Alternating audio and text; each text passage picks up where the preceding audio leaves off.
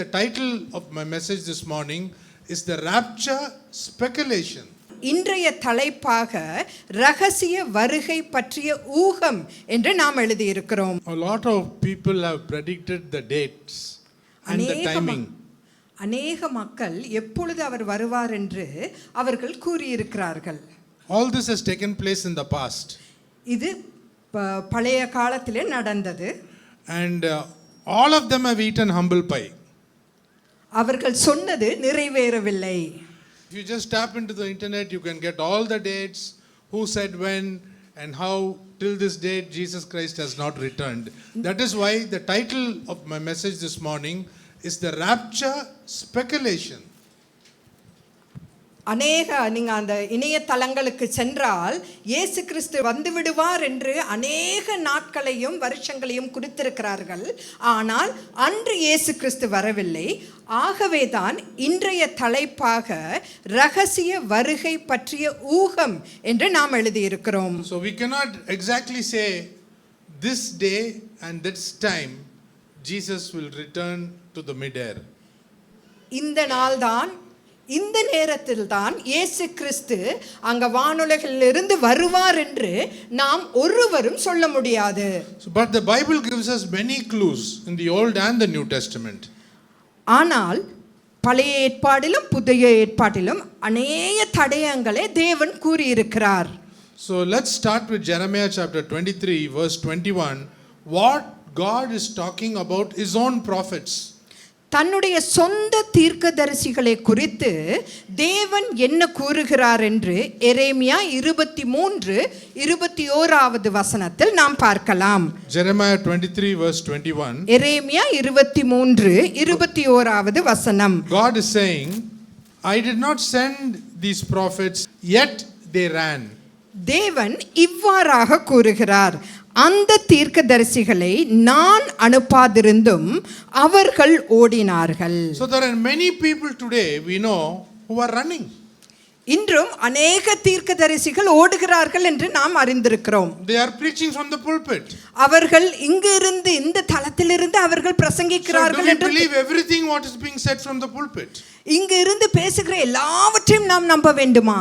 So that is why God has given the Bible in your hands.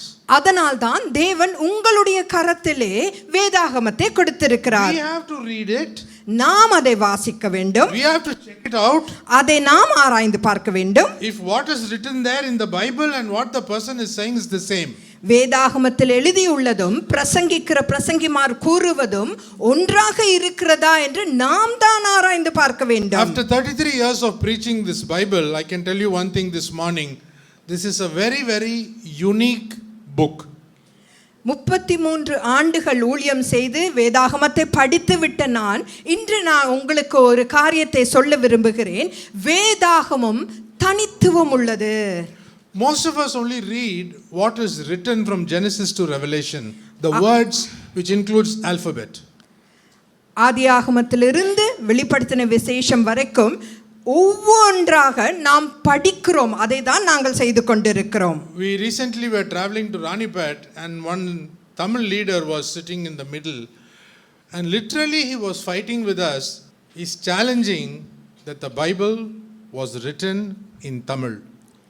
நாம் ராணிப்பேட்டுக்கு செல்லும் பொழுது எங்களுக்கு மத்தியில் ஒரு போதகர் அமர்ந்திருந்தார். அவர் அந்த வழியின் நெடுக வேதாகமம் முதலில் தமிழில் தான் எழுதப்பட்டது என்று கூறிக்கொண்டிருந்தார். You don't get much out of arguing. அவர்களோடு தர்க்கம் பண்ணுவதில் பிரயோஜனம் இல்லை. அதனால் பேச முடியவில்லை. அதை நான் கடினமாக கற்றுக்கொண்டேன். Kept quiet. ஆகவே நான் அமைதியாக இருந்தேன். But after all these years, you also know, I also know that the Old Testament is written in Hebrew and the New Testament is written in Greek. Any differences in our understanding? இத்தனை வருட காலங்களுக்கு பிறகு புதிய ஏற்பாடும் பழைய ஏற்பாடும் எந்த மொழியில் எழுதப்பட்டது என்று நீங்களும் நானும் அறிவோம். பழைய ஏற்பாடு எபிரேய மொழியிலும் புதிய ஏற்பாடு கிரேக்க மொழியிலும் எழுதப்பட்டது. Now these two languages, every alphabet has a number behind it. இந்த மொழிகளில் ஒவ்வொரு எழுத்துக்கும் பின்னால் ஒரு எண் இருக்கிறது. Aleph, Bet, Gimel, Alpha, Beta, Gamma. when you go into these letters, behind the letter there is a number. Aleph means 1 and 1000. Most of you know. அந்த Aleph பெத் கமல் அந்த ஒவ்வொரு அந்த எபிரேய மொழியில் ஒவ்வொரு எழுத்துக்கு பின்னாலும் ஒரு எண், அதாவது ஒரு நம்பர் இருக்கிறது. அலெஃப் என்றால் ஒன்றையும் குறிக்கும், ஆயிரத்தையும் குறிக்கும் என்று நீங்கள் அனைவரும் அறிவீர்கள். So when you read the Bible, you are not only reading the words. Next level, 2 layers. The second layer is all about numbers. நீங்கள் வேதாகமத்தை படிக்கும் பொழுது நீங்கள் வெறுமனே அந்த எழுத்துக்களை மட்டும் படிப்பதல்ல, அது முதல் தடம். இரண்டாவது தடமாக நீங்கள் அந்த எண்களையும் படிக்க வேண்டும். So as these words proceed, becomes a sentence, you add all these numbers, it gives you a value. ஒரு வசனத்தை நாம் வாசிக்கும் பொழுது அந்த வசனம் முழுவதும் முடிந்த பின் ஒவ்வொரு வசனத்துக்கும் எழுத்துக்கும் உள்ள அந்த எண்ணிக்கையை போட்டு அவைகளை கூட்டினால் அதற்கும் ஒரு அர்த்தம் உண்டு. These numbers are not available, unfortunately, in Tamil. So that tells me that the Bible was not written in Tamil. இந்த எண்ணிக்கைகள் தமிழில் கிடையாது. ஆகவே வேதாகமம் தமிழில் எழுதப்படவில்லை என்று நாம் உறுதி கூறலாம். Even when it comes to words and letters, whenever you find a number 153 fish, why should Jesus put there 153? தேவன் எல்லாம் என்னன்னாங்க அது 153 மீன் வந்துச்சு அப்படின்னு போட்டிருக்கு. That has a meaning behind it. அதற்கு ஒரு அர்த்தம் பின்னாடி இருக்கிறது. Right? If you add all that, you will get the word Messiah. அதை நீங்கள் முற்றிலுமாக கூட்டினால் மேசியா என்று அர்த்தம் கொள்ளும்.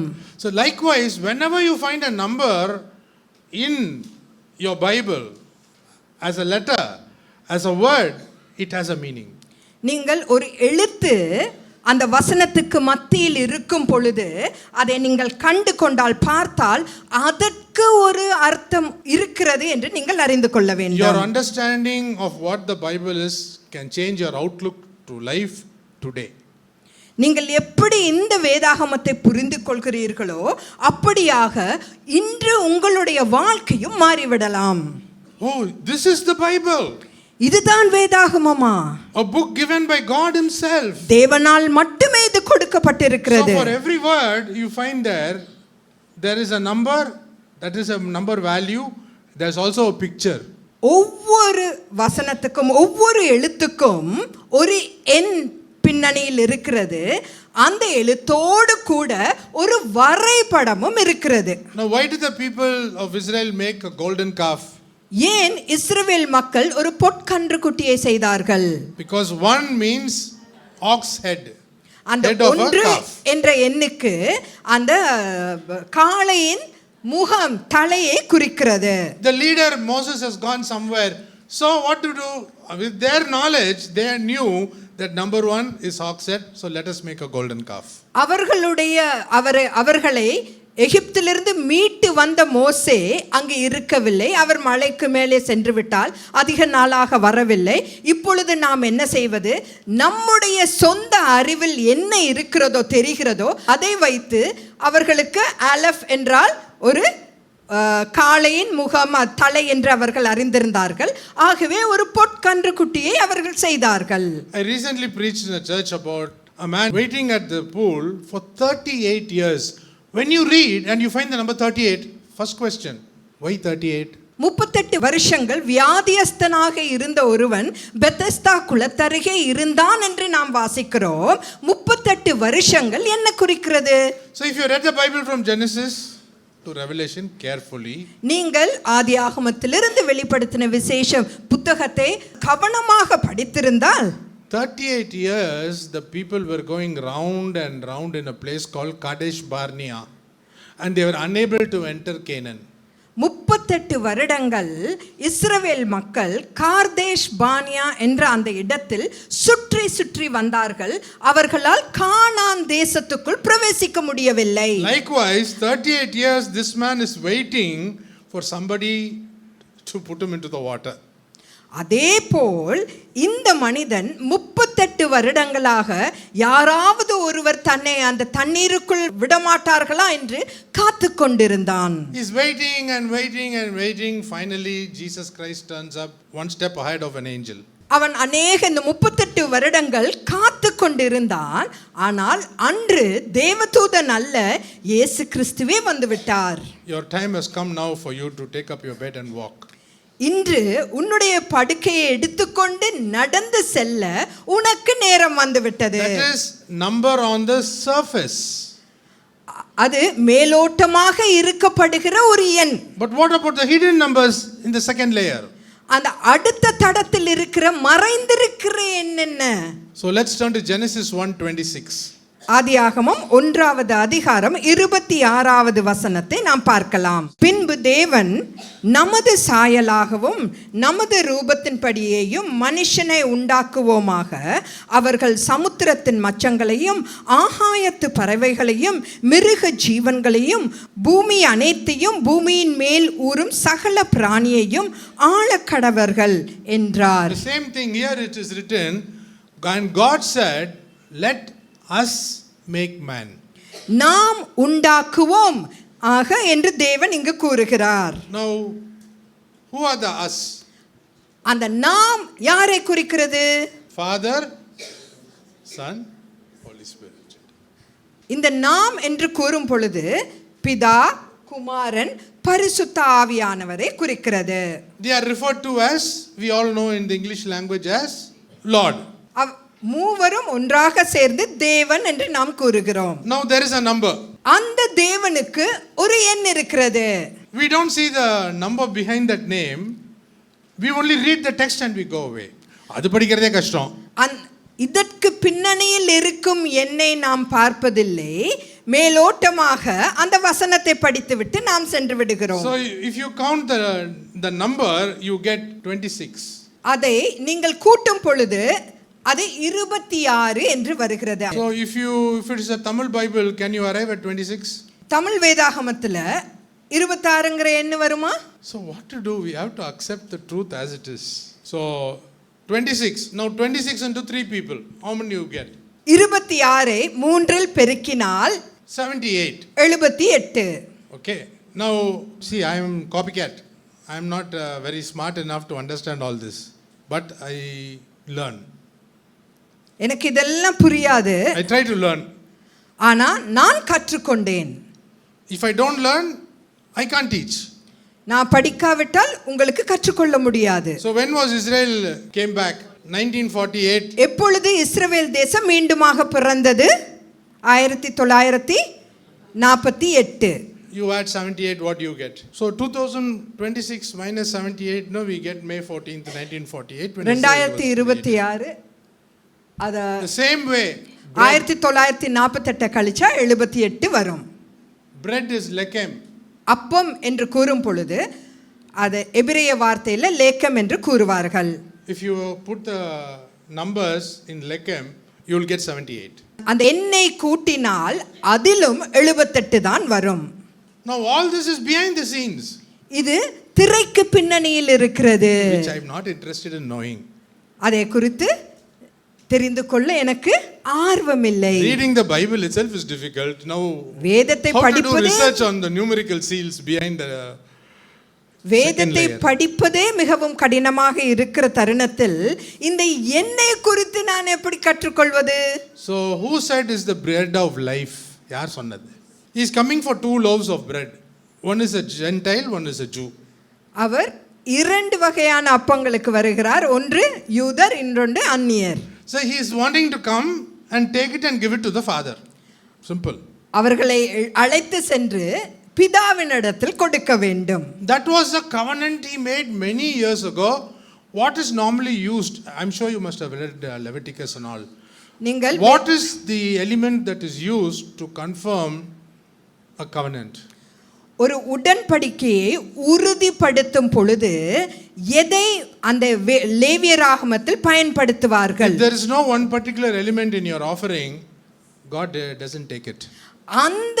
அதை பயன்படுத்தாவிட்டால் தேவன் அதை ஏற்றுக்கொள்ள மாட்டார். அது என்னது? What is that? Salt. உப்பு. Right. Now if you calculate for salt also, you will be surprised it comes to 78. நீங்கள் அந்த உப்பு என்ற வார்த்தைக்கு பின்னணியில் உள்ள எண்ணையும் நீங்கள் கூட்டினால் அதுவும் 78 தான் வரும். So calculating, speculating. இப்படி இருக்குமா? அவ்வளவுதான் பண்ண முடியும் நம்ம. That's all we can do. அதைதான் நாம் செய்ய முடியும். Right? This could be the year 2026, the year of rapture. Lot of videos are going on. 2026 இயேசு கிறிஸ்து வருகிறார் என்று அநேக வீடியோக்கள் வந்து கொண்டிருக்கிறது. You search the Bible, you don't search a language. நீங்கள் மொழியை தேட வேண்டாம், வேதாகமத்தை தேட வேண்டும்.